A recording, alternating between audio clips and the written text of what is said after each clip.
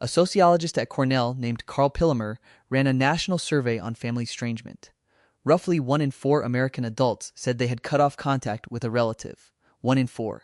Not strangers, family. And almost none of them described themselves as cold. They described themselves as tired. Somewhere in your phone right now there is a name you scroll past on purpose. Maybe more than one. And at some point you have quietly wondered whether the fact that this keeps happening means something is broken in you. Stay with me, because the answer you have been given about yourself is the wrong one. When you remove someone from your life, the people around you reach for one word. Cold, harsh, someone who throws people away. And once that word lands often enough, you stop arguing with it and start using it on yourself. Today we are going to look at the psychology of people who cut everyone off. Not to excuse it, to explain it. And by the end, you are going to see the difference between a wall and a breaker. Here is the sentence that does the most damage. If it keeps happening with everyone, maybe the problem is you. Somebody usually says it kindly. A cousin, a coworker, a friend who means well. And it sticks because it sounds like math. One person leaving is bad luck. 5 people leaving looks like a pattern with your name written on it. But watch what that sentence actually does. It takes a long, complicated history that you lived through and swaps it for a personality trait. Psychologists have a name for that move, the fundamental attribution error. When other people act, we explain it with who they are. When we act, we explain it with what happened to us. Nobody outside your life watched the 50 small moments before the exit. They saw one thing, the door closing, so they explained the door with your character. You were there for all 50. You remember the version of yourself who stayed, who explained, who had the calm conversation for the 4th time, standing in the same kitchen, about the same thing, using softer words each round because the last version got called dramatic. The exit is the only part anyone else sees. It is also the only part that took no effort. Sit with that for a second. The chapter people judge you for is the shortest one in the book. And notice how quiet the ending usually is. There is no scene. You do not announce anything. You just stop being the one who reaches out first. And it turns out that was the only thing holding the whole thing up. 3 months go by. Somebody posts a photo from a birthday you were not told about, and you feel something land in your stomach that is not quite hurt and not quite relief. That is what people are calling harsh. A person who got tired of being the only one carrying the weight and finally put it down. So if it is not coldness, what is it? Start somewhere less emotional. Start with load. Every relationship you have runs a cost. Attention, patience, repair after friction, the quiet energy of tracking what mood someone is in today before you decide how to say good morning. Most of the time you do not notice the cost because you have the capacity to cover it.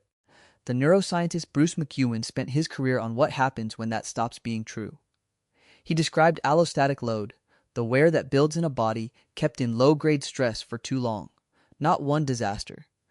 Thousands of tiny adjustments, and not one of them felt like a big deal on the day it happened. That is what a long relationship with the wrong dynamic does to a person. Nobody hits you. There is just a small tightening in your chest every time a certain name lights up your screen. After 4 years, your body has learned to expect it before you finish reading the message. And here is the thing about that kind of cost. You cannot show it to anybody. There is no photograph of it. If a friend asks what they actually did to you, the honest answer sounds almost embarrassing out loud. They were late a lot. They made a joke about you in front of other people and then said you were sensitive. They asked how you were and looked at their phone while you answered. Any one of those, on paper, is nothing. 6 years of them is not nothing. It just has no name that anyone will accept as a reason. Now picture the electrical panel in a house. When the load on a circuit goes past what the wiring can carry, the breaker trips. It does not trip because the house hates electricity. It trips because the alternative is a fire. Your cutoff was a breaker. And a breaker always looks sudden to whoever happens to be standing in the room when the lights go out. It never looks sudden to the wiring. But here is where it gets stranger. Because most people do not actually leave on the day they leave. Think about the last relationship you ended, not the day you blocked the number. Go earlier than that. There was probably an evening, months before, when you were sitting right across from them and you felt yourself go somewhere else. Still nodding. Still answering in the right places. Gone. Stephen Porges built an entire framework around that state, called polyvagal theory. The core idea is that your nervous system is constantly reading whether a situation is safe underneath anything you consciously think about it. When it reads threat, and fighting is not an option, and walking out is not an option either, it has a third move. It powers down. Distance without leaving the chair. You know that feeling, right? The conversation is still happening. Your voice still works. Someone laughs and you laugh a half second late. But something behind your eyes has already packed a bag. That is the real moment the relationship ended. Everything you did afterward, the unfollow, the changed number, the address you never gave out, that was administration. Paperwork filed for a decision your body made in the spring. Which explains something that confuses everyone around you. Letting someone off feels strangely calm from the inside and violent from the outside. They are meeting the ending for the first time. You have been living inside it for months, and this is the part that explains everything else. Forget the big cutoffs for a moment and watch how you handle the small stuff. A friend cancels twice in a row.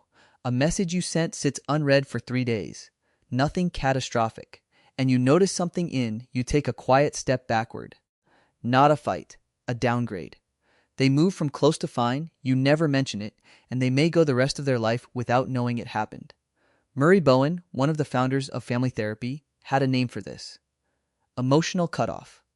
He noticed that in families where closeness comes with too high a price, people manage the pressure by taking distance instead of resolving anything. Move cities. Stop calling. Stay technically related and functionally gone. And he noticed it travels down generations, because a child raised inside that house learns exactly one skill for handling difficulty. Leaving. Here is the uncomfortable part. If nobody ever showed you a middle setting, you did not get one. You got two. All the way in or gone. So you love people at full volume.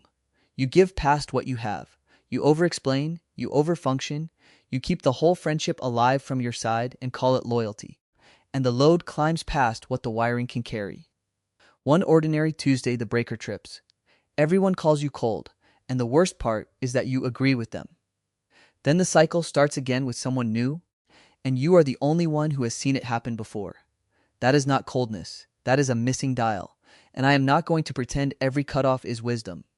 Sometimes it is a reflex firing early, and you lose someone who would have stayed and grown with you.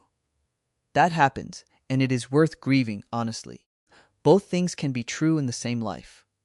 There is one more piece nobody talks about, and it usually shows up around 2 in the morning. The review. Months after it is over, long after you stopped thinking about them during the day, your mind opens the file again.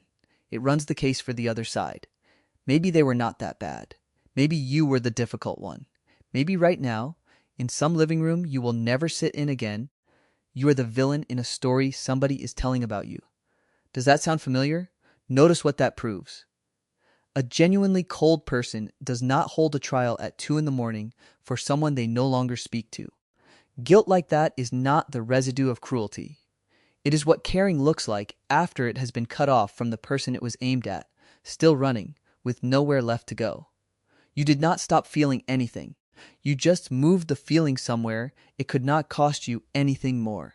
But hear this next part clearly, because you have probably never had it said to you in these words. There is nothing wrong with you. You are not a cold person. You are a person who was handed one tool and used it for 20 years because it was the only one in the drawer. You did not stop caring somewhere along the way. You cared so far past your own capacity that your system finally protected you the only way it had ever been taught. And this is where the difference finally matters. A wall goes up around everybody, permanently, and it asks no questions. A boundary is selective. It knows the name of what it is keeping out and why. A wall is a cut wire. A boundary is a breaker. The cut wire feels safer, and I understand the appeal. It never trips again. It also never carries power again. Nothing gets through it in either direction, including the people who would have been good to you. But a breaker can be reset. You can walk back down to the panel and look honestly at what actually overloaded. Then you can turn the lights back on for the people who never blew the circuit. That is not weakness. That is the skill you were never taught. Arriving late. You are allowed to keep the doors you closed. Some of them protected your life, and you do not owe anyone a reopening. You are also allowed to stop treating every door in the house the same way. So tell me something in the comments. Not the person and not the story. Just the moment.